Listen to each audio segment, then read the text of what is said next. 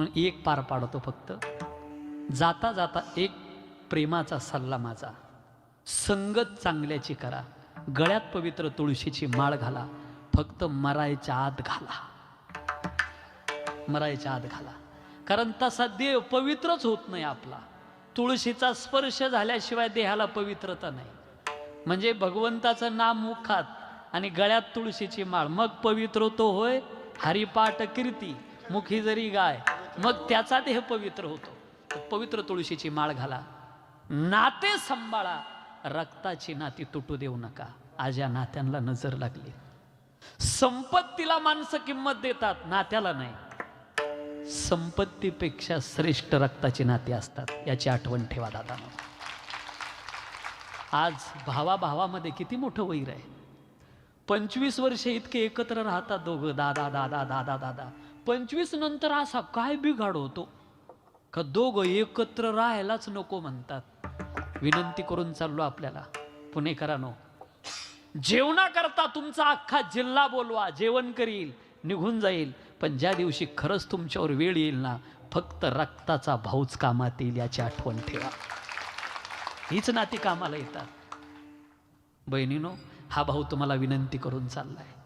कुणी काही सांगू द्या, तुमचे भाऊ आठवतील तुम्हाला. आज रडाल तुम्ही, सगळ्या रडाल. बहीण काय असते ते सांगायचंय मला. लाख 2 लाखाकरता आणि गुंठा 2 गुंठे जागे करता भावाच्या प्रॉपर्टीत हिस्सा टाकून कायमचा भाऊ नाही तोडायचा. नका तोडू बहिणीनो. विसरलात का तुम्ही?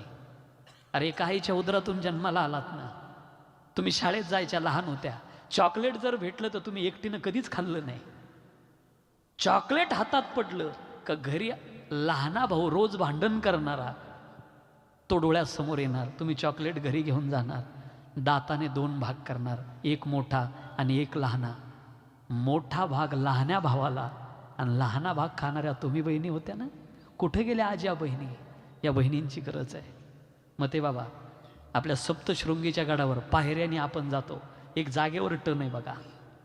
तिथे एक मुलगी, असा पाठीला बांधलेला एक मुलगा आहे. 8-9 वर्षाची मुलगी, 4-1 वर्षाचा मुलगा असेल पाठीला बांधलेला. तिला दम लागायचा. मी थोडा कवळ्या अंतकरणाचा माणूस आहे. तिला म्हणलं, हे बाळ, तुला बोजा झाला राव त्याचा, मी घेतो. तिनं माझ्याकडं रागा रागा पाहिलं. तिला वाटलं हा ओळखीचा आणि पाळखीचा, आणि ह्याच्याकडं कसं द्यायचं. वरती जागेवर टन आहे, तिथं गेली. तिला बसायचं होतं पण तो लोंबलेला, बसता येईना. काय केलं त्या पोरीनं? ऐका ना, त्या पोरीनं, बहीण काय असते ते सांगतोय, खाली वागते आणि असं एका एका हातानं पायरी चढायला लागली. हाताने राहलं, डोळ्यात अश्रू आले टचकन माझ्या. तिला म्हणलं, हे बाळ, तुला खरंच बोजा झाला राव त्याचा, देती का? मी नाशिकचा आहे, वरती गेलं का तुझ्याकडे देऊन टाकीन. त्या पोरीनं दिलेलं उत्तर मरेपर्यंत नाही विसरणार.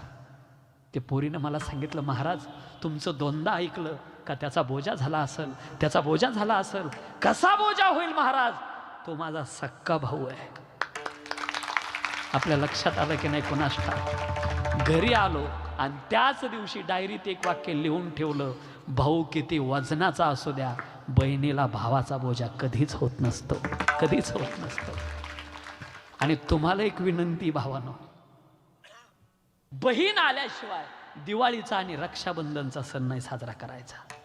8 दिवसातून एक फोन करा ना माझ्या दादानो. अरे आई गेल्यावर बहीणच आई बनू शकते ना रे. आपलं पाठीवर जन्माला आलात ना तुम्ही, कसे विसरलात? 8 दिवसातून फक्त, ताई तू बरी आहे का? काय पोट भरतं दादा त्यांचं. 50 बायकात बसून सांगते रे बहीण आपली, माझ्या भावाचा फोन आला होता. हे संपत्ती सगळं काही नाही. आईबाप गेल्यानंतर हक्काचा उंबरा भावाचा असतो. एखाद्या वेळेला सासर रुसलं तर चालेल, पण माहेरातला भाऊ नका रुसू देऊ बहिणीनो. आणि तुम्हाला विनंती आहे, 8 दिवसातून एक फोन करायचा, ताई तू बरी आहे का? बस एवढंच म्हणा राव, लई पोट भरतं. शब्दाचा आधार द्या तिला फक्त. तुमच्या शब्दाच्या आधाराची गरज आहे. आणि आपण त्याच मातीत, ज्या मातीमध्ये बहिणीनं मांडे भाजण्याकरता खापर मिळालं नाही म्हणून रडणाऱ्या चिमुरड्या माझ्या मुक्ताबाईला ज्ञानादादांनी विचारावं, खापर मिळालं नाही म्हणून रडते. अगं जिचा दादा ज्ञानेश्वर आहे तिला रडायचं काय कारण आहे? नुसते बोलले नाही माऊली, वनव्यासारखे वाकले, योगाच्या सामर्थ्यानं लाल बुंद पाठ केली आणि सांगतात, केलाय पाठीचा तवा, टाक पाठीवरती मांडा. मायबाप बहिणी करता पाठीचा तवा करणारा भाऊ याच मातीत जन्माला आलेला होता, याची आठवण ठेवा. नाही टाकायचं. मी निघालोय त्याच्यातून. बहिणीनो, बहीण मोठ्या घरात आहे माझी, मी नाव नाही सांगत, कोपरगावला, तुम्ही ओळखता सगळे. माझ्या ॲक्सिडेंटचाच काळ होता. 21 लाख रुपये डोक्यावर कर्ज झालं होतं. एक अक्षर खोटं नाही सांगणार. दिवाळीचा सण जवळ आला आणि बहीण फोन करते, ए राजा मला घ्यायला येतो ना? डोळ्यात अश्रू आले. खरं सांगू ताई, भाड्यालाच पैसे नाही येण्याकरता फोनवर रडाव बहिणीनं माझ्या. आणि काय सांगावं, फक्त माझ्यापर्यंत पोहोच, फक्त माझ्यापर्यंत पोहोच. पण तू जर आला नाही ना तर इथलची लोक म्हणतील हिच्या भावाचा प्रपंच फाटकाय, मरून पाणी होईल राजा माझं. उसने पैसे घेतले 500 रुपये. आजही तो दूध डेअरीवाला आहे. बहिणीला घ्यायला कोपरगावला गेलो. ज्या वेळेला बहीण येते माझ्या घरातली परिस्थिती पाहते, सगळे डबे रिकामे खडखड करत होते. लोकांच्या घरावर लाईटिंग पडल्या होत्या.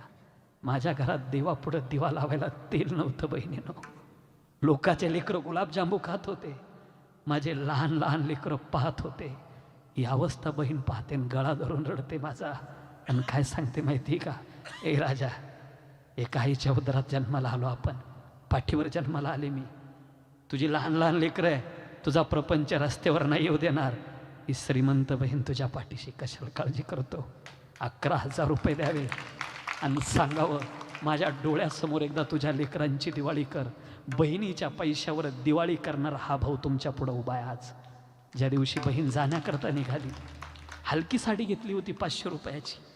बहिणीनं खाली दाबली, वरून तिच्या साड्या. मला नाही कळालं का असं केलं. ज्या वेळेला तिच्या बंगल्यात प्रवेश करत होती, मी पाठोपाठ चाललो होतो. 11,000ची पैठणी तिच्याच पैशाची विकत घेतली होती, तिथंच नेसली होती येवल्याला. मला नव्हतं कळालं का असं केलं. पण बंगल्यात प्रवेश करता क्षणी आमची आत्या पुढून यावी आणि बहिणीनं पैठणीचा पदर धरावा आणि सांगावं, आत्या माझ्या भावानं घेतली बरं का. टचकन डोळ्यात अश्रू आले दादा.